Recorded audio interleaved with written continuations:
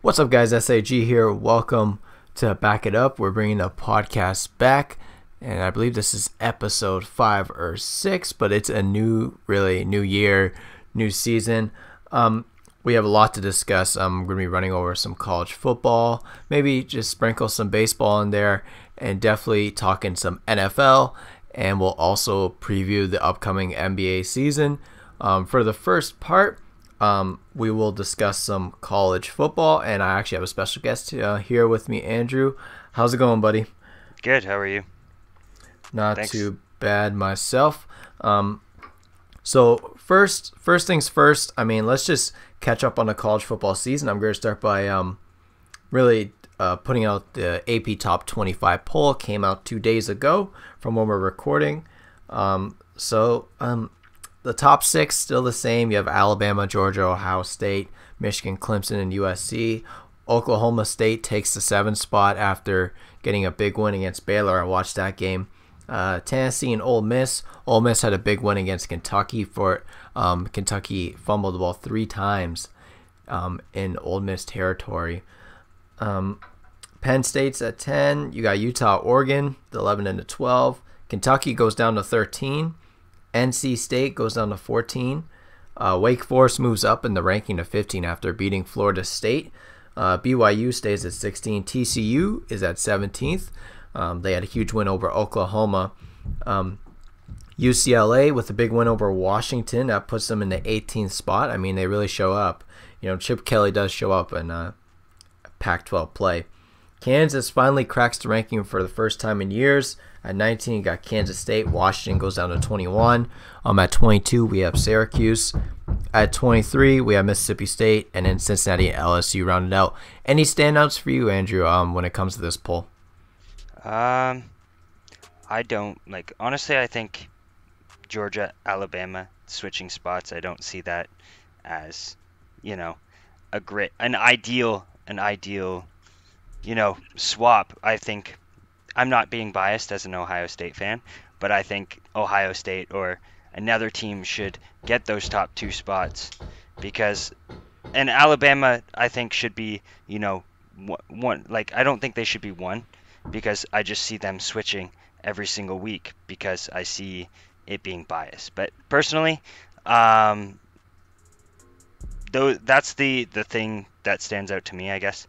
Alabama, Georgia. I think Ohio should get at least 2nd, if not 1st. But I'm not the one making the rankings. Yeah, and looking at the poll, I mean, Georgia, they got 28 first place votes. Alabama got 25, and Ohio State got 10.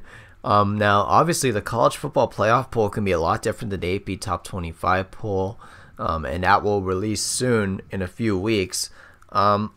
I think the biggest standout to me is UCLA. I mean, there's a lot of respect towards that UCLA win. They moved all the way up to 18th despite having scares.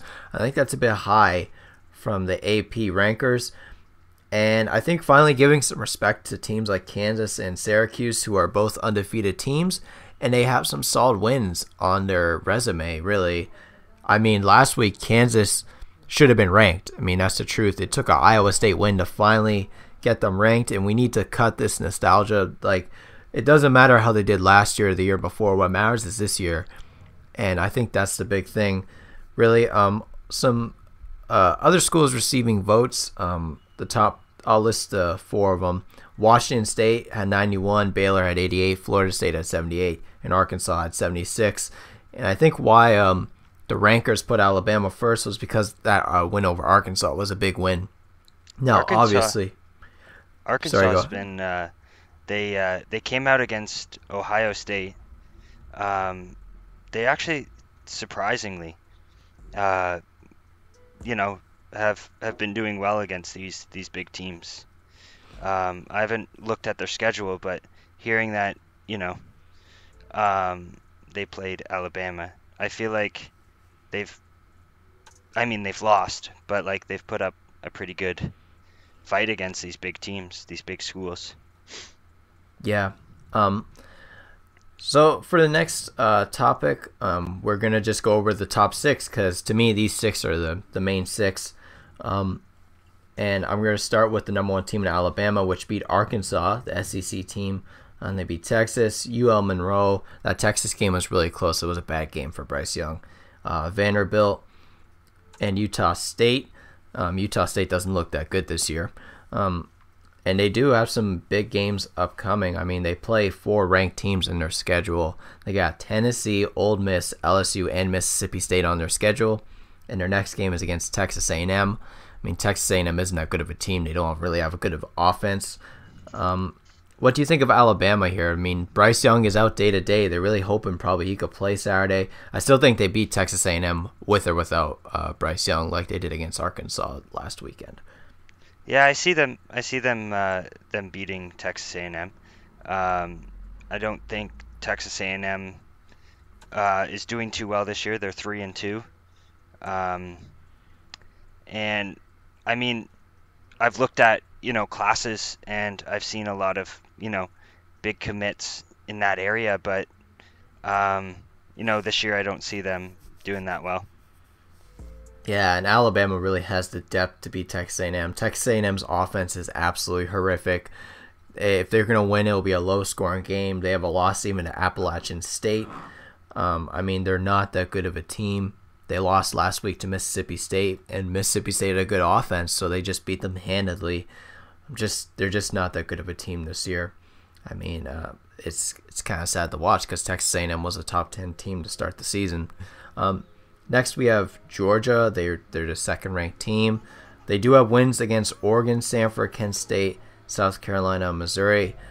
That win against Oregon wasn't that bad. I think it would count more if it would count for more if it was in Oregon, because it seems like Oregon away is not a good team. But Stenson Bennett and those guys, they're really good. They had a tough game away, and sometimes it's hard to play away. And I think that's one thing that they got with Georgia over Ohio State, because Ohio State hasn't played a road game this whole season, which is crazy. They played 5 straight home games. They've yet to be tested on the road. But what do you think of Georgia here? They got Tennessee, Mississippi State, and Kentucky on their schedule, and they got Auburn up next. After last week, Missouri almost beating them, I saw the end of that game. I see Tennessee putting up the biggest fight. Auburn could. Auburn surprises. Florida surprises. Vanderbilt, I see Georgia probably smacking them around, to be honest. And that's the only 2 teams I see putting up, or sorry, 3 teams putting up, a big enough fight and potentially beating Georgia. Going back to the Oregon last year facing Ohio, they were home, and Ohio ended up losing, which was a bummer. And how about those Tennessee jerseys? Those were pretty nice. Yeah, you sent them to me. Those are really fly, I have to say. And Tennessee's the 8th-ranked team. They got Candon Hooker, quarterback. They finally got good quarterback play for the first time in years. I think Tennessee's going to put up a big fight against all these teams. And I think they're Georgia's biggest opponent here. I think Kentucky's another team that'll put up a fight. Will Levis is an NFL quarterback. He's really good, and they should have beat Ole Miss. They turned the ball over 3 times in Ole Miss territory in the last quarter, and they only lost by 3. I mean, so to me, I think that those teams will put up a big fight. Georgia, man, they're gonna have a tough schedule. This game against Auburn, though, it's at home. It's Smack City. There's a reason why they're favored by 29 points on the spread. It's because they know it's a get-right game. I don't know if they'll win by that much, but it's definitely a get-right game for Georgia. Sometimes it's tough to play on the road, and it showed in that game. Next up, we have Ohio State. They have big wins over Notre Dame, Arkansas State, Toledo, Wisconsin, and Rutgers. Wisconsin doesn't look that good. Notre Dame doesn't look that good. I think the way these teams are playing, it doesn't make those wins don't look as good anymore, because Wisconsin lost to Illinois, Notre Dame lost to Marshall, and almost lost to California. We'll see how Notre Dame does this week. They got BYU in Vegas, but I mean, for their big games, they got Penn State and Michigan on the schedule. I believe they're at Penn State, and in Michigan they're at home. and their next game is at Michigan State, which me and you will be at, so I'm pretty excited for that. Tell me what you think about Ohio State. I think they can run the table really here. Yeah, no, I everybody says it's gonna be a blowout. Michigan State is 2-3. Last year at this time, I think they were 4-0 or 5-0, and Ohio went in there last year and beat them badly, which ended their streak, or the week before ended their streak. Ohio started off pretty rough, but their defense is starting to come in. Their offense is starting to look scary. Their Miles Williams, their looked good last game, and I think this game their defense will come out. Their offense will come out, and they'll look good. Yeah. It's going to be interesting. I think Ohio State's a pretty solid team. Obviously, that Michigan game is going to be a big game. Now, Ohio State is at home for that game. And that moves us to the next team in Michigan. They have wins over Colorado State, Hawaii, Maryland, and Iowa. I've been following this team pretty much. I've been to 2 of their games. And, I mean, from my standpoint, this is a fantastic team. They have the best offensive line in the country. They got Blake Corum and J.J. McCarthy. Now, McCarthy needs to work on that deep ball. He hit it against Hawaii, but against Iowa and Maryland, he has not been hitting it. It's going to be quite interesting. That win against Iowa last week was Michigan's best win. They were on the road at Iowa playing against a good defense, and J.J. McCarthy didn't turn the ball over. That's why they won the game, because their defense is good enough to stand up against teams. I think this Michigan team can be just as good as last year's team. They're looking better and better by the week. I think the key is they run the ball so well that, I mean, it's impressive, to be honest. They have big games against Penn State at home. That's in 2 weeks, and then of course you got the big game against Ohio State. They got a run-over game against Indiana. I really fear that Michigan's schedule is not tough enough. So if they lose to Ohio State, they're probably not making the college football playoff because their schedule is weak. Give me your take on this, Andrew, because I think their schedule is too weak right now. Because I think if they lose to Ohio State, they will not make the college football playoff. Yeah, I think, honestly, Indiana is unranked. They're not really good. Penn State usually puts up a fight against both Ohio and Michigan. They're pretty good. Michigan State, we talked about it. They're not very good. Rutgers, obviously last week Ohio ran over them. Michigan's going to run over them. Nebraska, same thing. Illinois, same thing.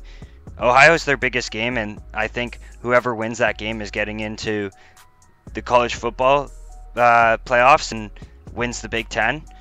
That's a big game, and that's going to determine a lot for Ohio and Michigan, depending on who wins and who loses. Well, I mean, Penn State, let's not call them a run over. Right now, they're the 10th ranked team in the country. They played pretty solid. They dominated Auburn. Of course, they had that close call away against Purdue. Purdue's not that bad of a team, in my opinion. I think Sean Clifford's a really good quarterback, and I think Penn State can compete with these two teams, and I wouldn't be surprised if they pull off an upset.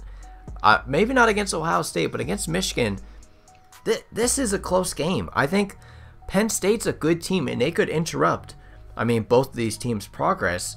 Now, obviously, likely the winner of that Michigan-Ohio State's making the Big Ten championship game, and that's another game to pad your resume with. So, obviously the other side isn't really good, but they'll probably go up against someone decent.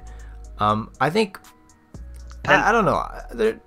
I think it's going to be really close. Let's not underestimate Penn State. Sorry, go ahead, Andrew. No, I wasn't underestimating Penn State. I said Penn State is going to be, other than Ohio, is going to put up a fight against Ohio and Michigan, I think, because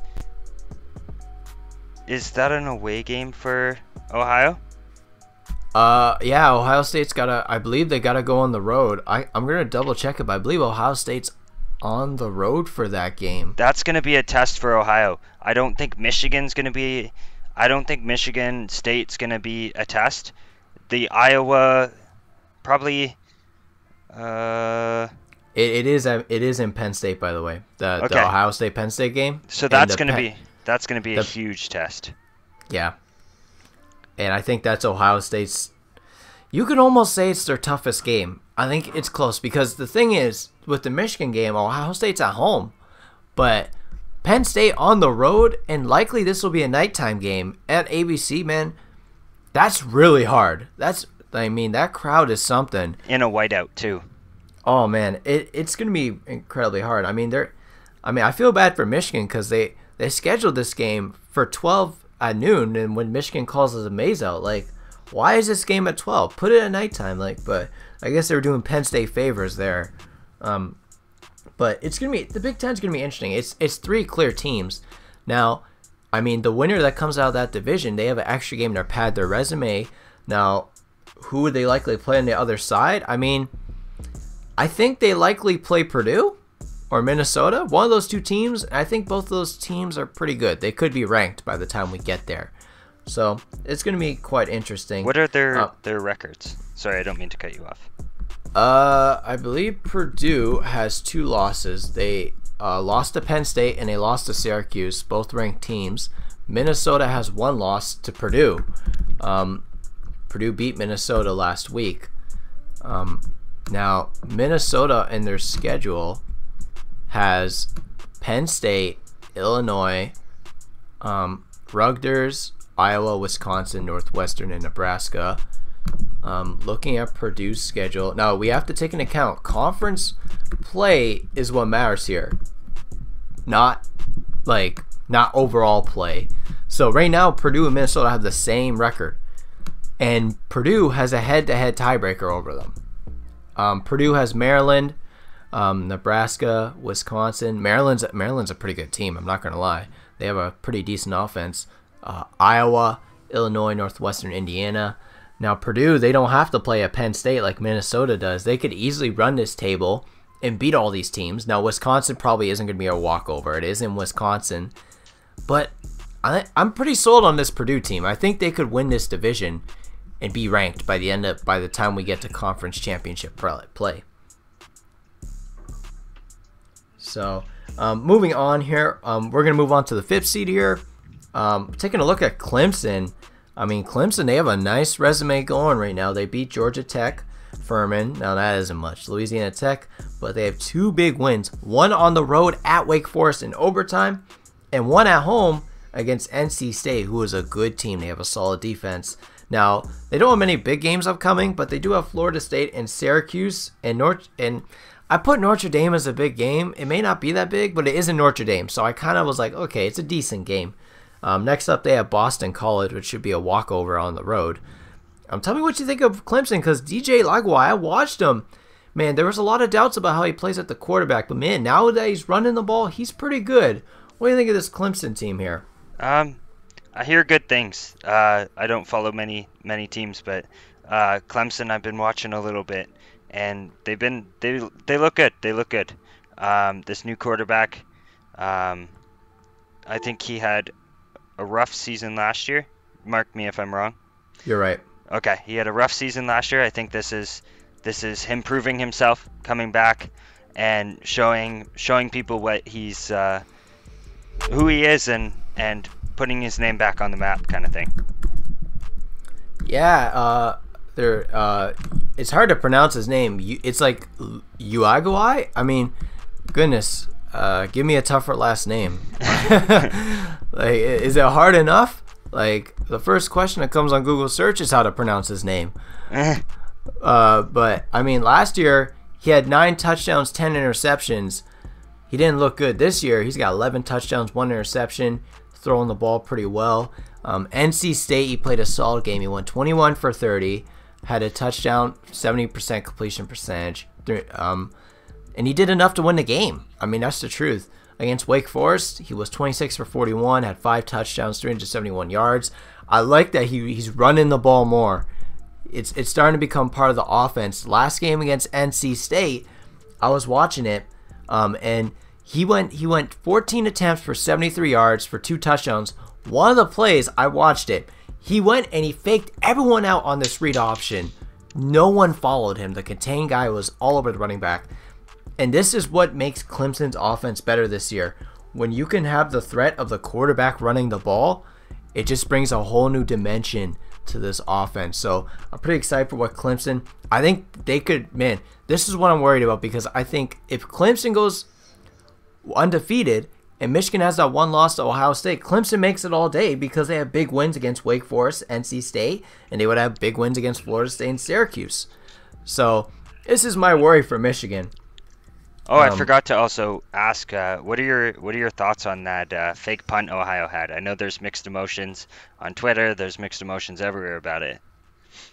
I don't know. It was the punter's decision at the end of the day, but I think it was a bit dumb to do. And I mean, goodness, I don't know what he was thinking. It wasn't the coach's decision, so who am I supposed to come after? The punter? But I understand how Rutgers feel about it. I mean, they're getting dog walked. So, but yeah. Moving on here, I'm going to just do one more team because this is the last team I think really is. These are the real contenders in my opinion. I watched USC, man. This team is, man, they're so fun to watch, man. USC with Caleb Williams, Jordan Addison, Mario Williams, and Travis Dye. Man, these guys can play. They have some solid wins. They beat Rice, Stanford. They beat Fresno State. They won in Oregon State. Oregon State was undefeated in conference play last year. They won the hard way, and they beat Arizona State. They have big games against Utah, UCLA, and they got Notre Dame, that big rivalry, USC Notre Dame. And their next game is against Washington State. I mean, Caleb Williams is a Heisman candidate, and Lincoln Riley's got these guys playing. And even against Oregon State, their defense won them the game. Learning to win multiple ways is what builds you as a team. I think this USC team is clearly the best in the Pac-12. They are really talented. It'll be interesting to see how they fare against Utah. But I think this is a team that can run the table and make the college football playoff. And I think this is the fourth best team in college football. I think they're better than Michigan. Their air raid offense is so good. It's almost unstoppable against Arizona State. They ran all over them. Now against Oregon State, Caleb Williams didn't play good, but everyone has a bad game, and they still found a way to win. What do you think of this USC team? I think they're, in my opinion, I think they're underrated. I think they can compete with an Alabama or Georgia or Ohio State. I honestly think the same. In the next few years, I like to look at a lot of, where people are committing, where people are going, and USC has gotten a lot of 5 stars, 4 star, a lot of 4 stars. And I think, if they don't do it this year, they're going to do it in the next few years because their team is there's a lot of commits going towards them. Yeah, and I mean, they're winning the transfer portal because a lot of these guys came from the transfer portal with Lincoln Riley. I mean, the fact that you get Caleb Williams for next year as well, man, this guy is good. He's only a sophomore, and man, can he throw the ball? Him, Addison, Dye, I mean, they're unstoppable in my opinion. Their offensive line is pretty solid too. Their defense has looked a lot better lately. I'm really sold on this USC team. We'll see if they do lose to Utah, then they might not make it. But they still have a decent schedule, and they're obviously going to have the Pac-12 championship game likely to prove themselves. So it's going to be quite interesting. But to me, those are the 6 teams that are the real contenders. I think it's almost guaranteed that 4 of those 6 teams will make the college football playoff. I don't think anyone else outside of those 6 will make it. That's how confident I am in these 6 teams. So next up, I want to discuss which conference do you think has the most depth? I think the Big Ten, it's quite thin this year. Only 3 ranked teams, and it's kind of a buffer between everyone else. I mean, Minnesota was ranked last week, and they lost to Purdue. And Purdue proved if you can stop the running game, you stop the team. Now, Ibrahim didn't play that game, but I mean, it's going to be, which conference do you think has the most depth, really? I'll just quickly list off. The SEC has 1, 2, 3, 4, 5, 6. They have 7 ranked teams. They have Alabama, Georgia, Tennessee, Ole Miss, Kentucky, Mississippi State, LSU. The Pac-12 has 5 ranked teams. They got USC, Utah, Oregon, UCLA, Washington. Let's not forget Oregon State and Washington State are pretty solid teams. The Big 12 has Oklahoma State, TCU, Kansas, and Kansas State. They also have Oklahoma and Texas. Let's not count those teams out. Iowa State's a good team. And ACC has Clemson, NC State, Wake Forest, Syracuse. And also, let's not forget Florida State. They're a really good team as well. Louisville, obviously Malik Cunningham's injured, but they're still a good team. Which conference do you think really has the most depth? I'm looking at the Pac-12 right now, and I see a lot of top 15 teams. Most teams are in the top 15, I think, right? Yeah. Yeah, most teams are in the top 15. UCLA being 18, Washington being 21, LSU being 25, Mississippi State being 23. LSU, Mississippi State are SEC teams. Are they? Pac-12 is USC, Utah. They have Oregon, UCLA, and they have Washington. They have 5 pretty good teams. Oh, whoops, my bad. Sorry. And they also got they got Stanford. It's not bad. They got Oregon State, and they got Washington State too. Those are pretty good teams. Now Colorado shouldn't even be a FBS team, so we can just exclude them. But yeah, that's what the Pac-12 has really.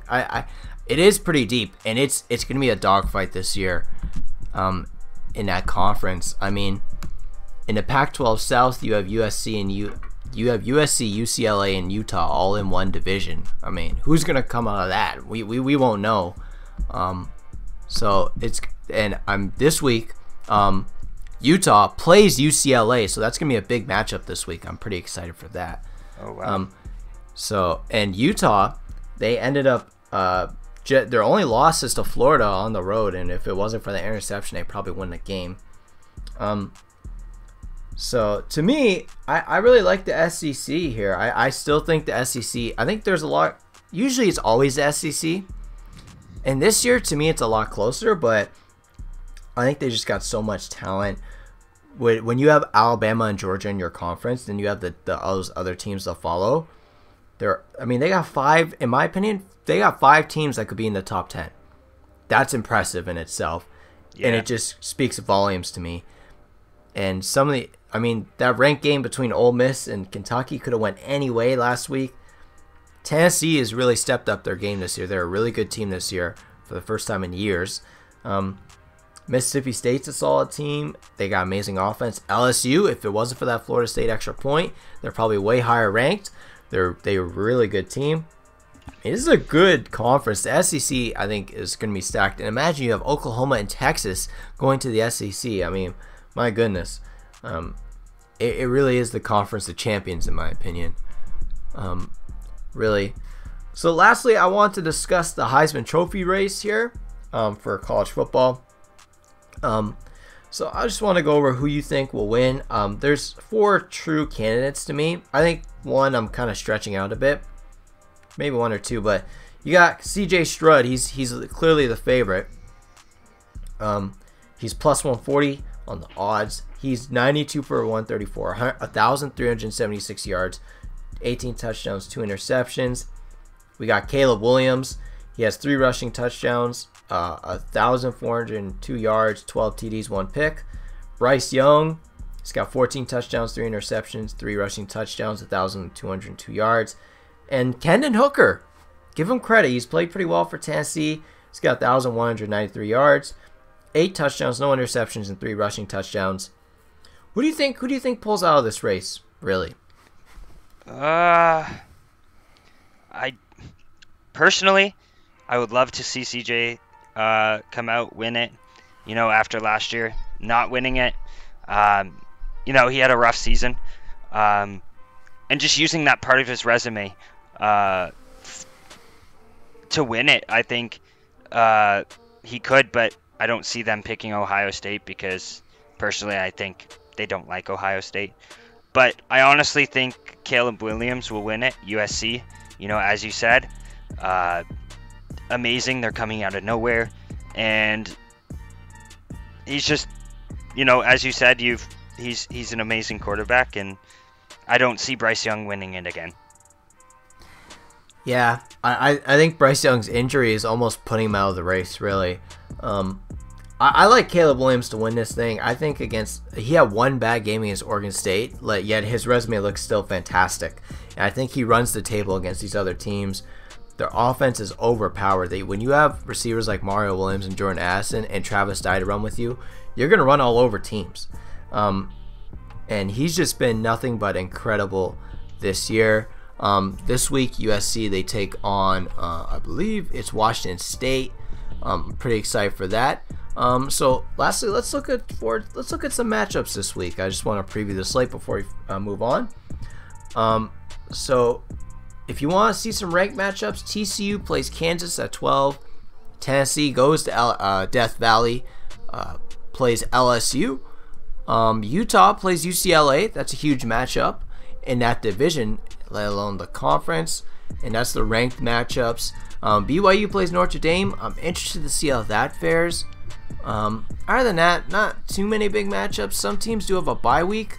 I mean, Florida State does play NC State. That's going to be a good game, guys. Florida State is, to me, they're just as good as a ranked team. Even though they lost to Wake Forest, they're ranked in my head, but they're not. And then the week after that, we have a huge week in college football. You have Penn State, Michigan, Oklahoma State, TCU, NC State, Syracuse, Alabama plays Tennessee. That's a huge game. Clemson plays Florida State, USC plays Utah, Mississippi State plays Kentucky, and LSU plays Florida.